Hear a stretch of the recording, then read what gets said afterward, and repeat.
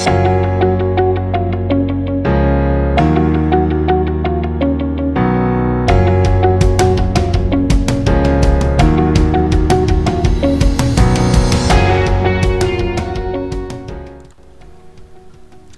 assalamualaikum.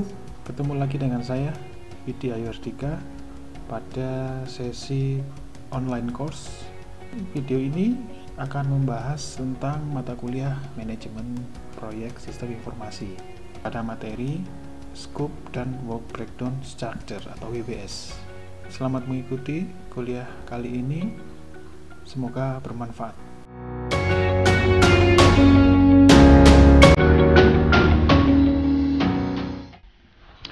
Saya akan menjelaskan tentang Scope dan Work Breakdown Structure atau WBS. Ini adalah salah satu bagian dari materi manajemen proyek teknologi informasi untuk program studi teknologi informasi. Materi kali ini bersumber dari buku Information Technology Project Management yang ditulis oleh Jack Marchewka tahun 2016. Nah, apa saja yang akan dibahas dalam materi kali ini?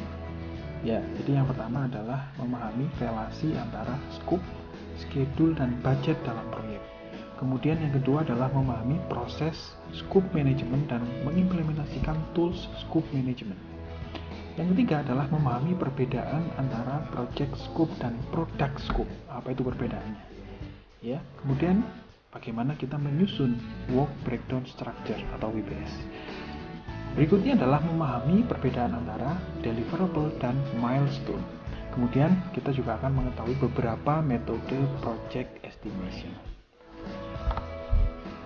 Ya, sebuah project akan memerlukan time, money, people, dan teknologi untuk menyelesaikannya.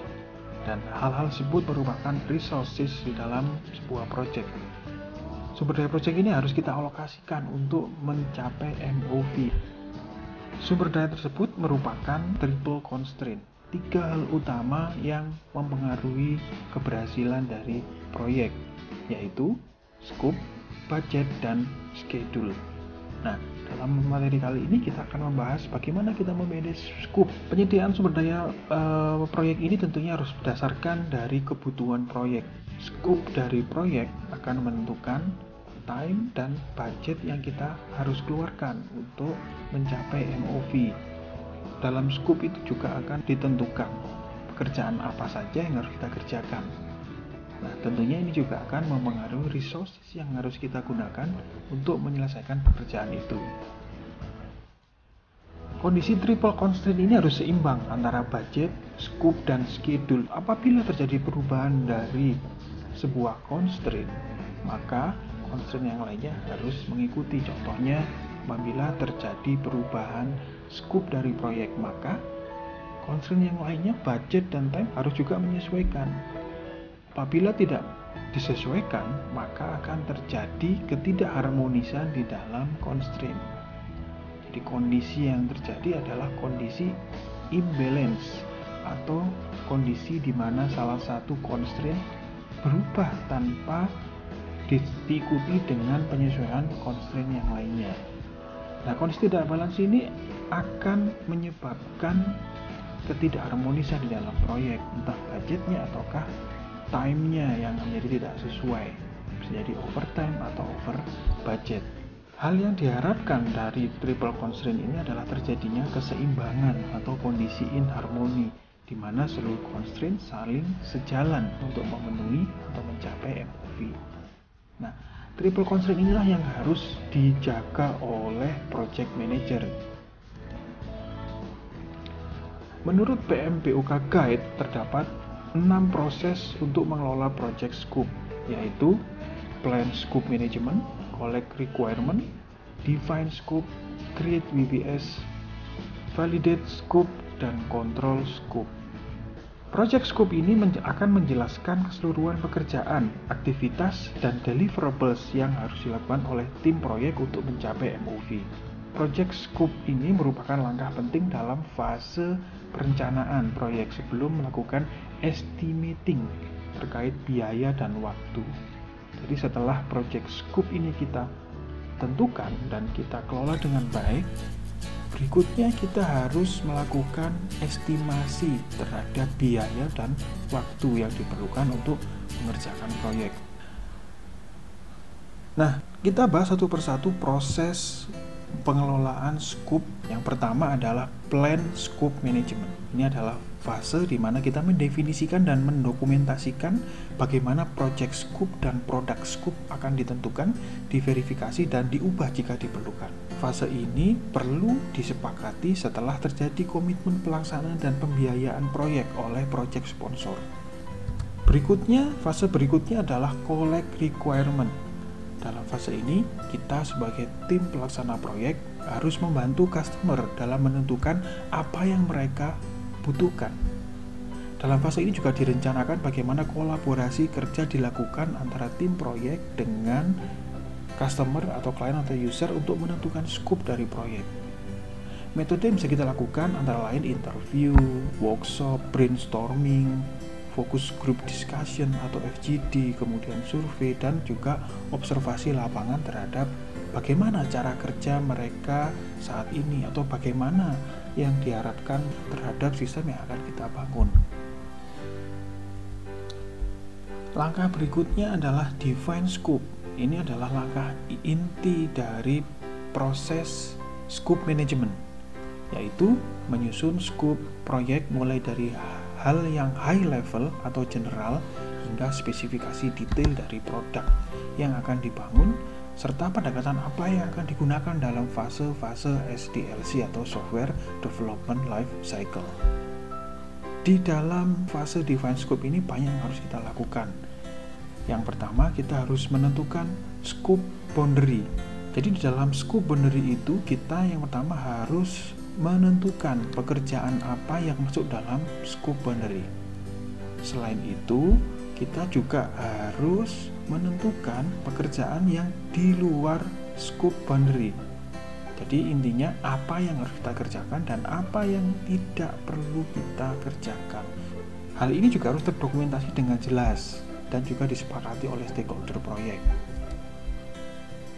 Berikutnya kita juga harus menentukan Statement of Work atau SOW. Statement of Work ini adalah deskripsi naratif produk, service, atau sistem yang harus diadakan di dalam proyek, meliputi spesifikasi, kuantitas, jumlahnya, kemudian standar kualitasnya, ya, dan performa dari produk tersebut. Jadi misalkan kita harus mengadakan sebuah komputer atau server, itu kita harus detail. Berapa jumlahnya, spesifikasinya seperti apa, ini bisa kita gunakan untuk meminta penawaran atau proposal barang-barang atau sistem atau service yang kita perlukan di dalam proyek. Berikutnya, scope-scope sudah terdefinisikan, kita dokumentasikan dalam scope statement. Scope statementnya adalah dokumentasi terhadap definisi scope berdasarkan kebutuhan dan ekspektasi customer terhadap proyek yang akan dikerjakan.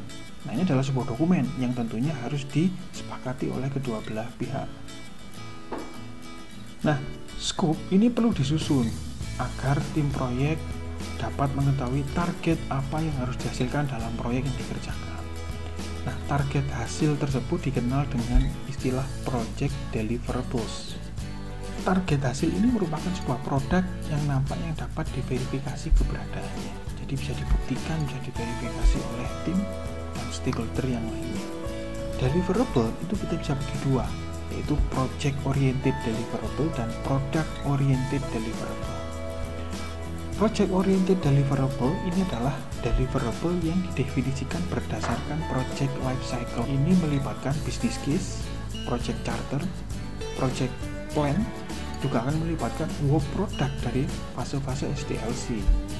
Contohnya requirement definition, system design, database design, user interface design, dan lain-lain. Tools yang dapat digunakan untuk mendefinisikan project oriented deliverables adalah DSC atau Deliverable Structure Chart yang akan memetakan seluruh life cycle project terhadap work product yang dapat dihasilkan. Contohnya seperti ini adalah Deliverable Structure Chart. Jadi di sini contohkan sebuah project itu pada fase-fasenya.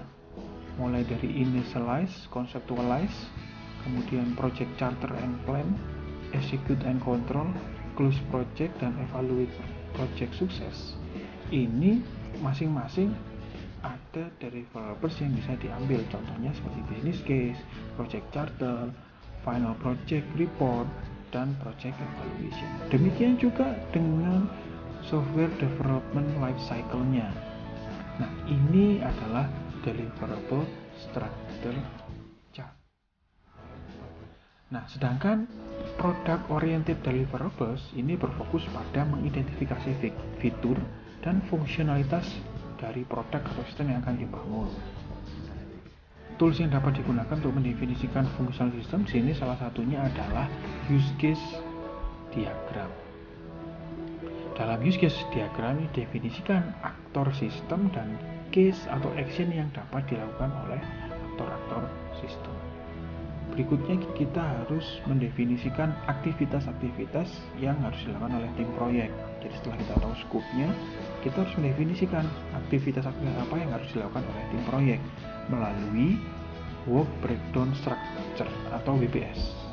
WBS ini adalah apa sih aktivitas-aktivitas yang harus dilakukan oleh tim proyek untuk menghasilkan deliverable sudah disepakati. Jadi WBS ini akan mendekomposisi atau membagi proyek menjadi bagian-bagian yang kecil dan lebih mudah untuk dikelola. Bagian-bagian dari proyek itu dinamakan work package. Seperti contoh di sini ya. Ini adalah work package, di mana proyek ini dipecah menjadi fase-fase proyek. Ya, fase-fase proyek ini biasanya disesuaikan dengan software development life cycle. Kemudian masing-masing fase ini di breakdown lagi berdasarkan deliverables dan milestone. Deliverables ini akan dipecah lagi menjadi activity dan task yang dapat dilaksanakan untuk mencapai deliverables tertentu. Di sini dicontohkan deliverables-nya untuk fase testing ini adalah dihasilkannya sebuah test result report. Nah, ini adalah sebuah tangible work product, jadi bisa diverifikasi keberadaannya. Jadi intinya dalam work package ini akan didefinisikan aktivitas-aktivitas apa yang harus dilakukan oleh tim proyek. Dalam work package ini juga didefinisikan milestone dan deliverables yang harus dicapai oleh tim proyek sesuai dengan scope yang disepakati. Milestone ini merupakan sebuah event atau capaian titik tertentu di mana kondisi itu bisa dibuktikan dengan adanya sebuah deliverables. Contohnya di sini milestone client sign off on test result. Ini artinya sebuah kondisi atau sebuah event di mana klien menandatangani test result. Buktinya apa? Ya, deliverables-nya yaitu test result report. Nah, tim proyek ini bisa dikatakan sukses apabila milestone-nya ini sudah dinyatakan dapat diraih atau sudah dilalui. Jadi fungsi dari milestone ini adalah sebagai acuan capaian dari proyek. Fungsi lain dari milestone adalah dapat digunakan sebagai alat kontrol keberhasilan proyek. Apabila terdapat milestone yang terlewat, maka perlu dilakukan review terhadap pelaksanaan proyek. Nah, dalam menyusun work breakdown structure ini diperlukan beberapa versi WBS sehingga seluruh tim pelaksana proyek ini yakin bahwa aktivitas-aktivitas sudah tercantum dalam WBS. Best practice dalam menyusun WBS ada beberapa hal yang harus diperhatikan. Yang pertama, harus support project MOV. Kemudian yang kedua harus berorientasi pada deliverable. Kemudian tingkat kedetailan WBS ini harus support terhadap planning dan kontrol yang nantinya harus kita lakukan. Kemudian yang terakhir, dalam penyusunan WBS ini kita harus melibatkan tim pelaksana WBS tersebut. Nah, fase berikutnya setelah WBS dibuat adalah memvalidasi scope. Dalam validasi scope ini yang dilakukan adalah memverifikasi, memvalidasi, dan menyepakati secara resmi scope yang telah disusun oleh seluruh pihak. Nah, yang dilakukan yang pertama adalah memverifikasi MOV. MOV-nya apa saja, kemudian mendokumentasikan seluruh deliverables, kemudian spesifikasi kualitas standar juga harus kita tentukan, kemudian identifikasi milestone, Kemudian yang terakhir baru kita review dan melakukan persetujuan antara kedua belah pihak, tim pelaksana dengan stakeholder proyek.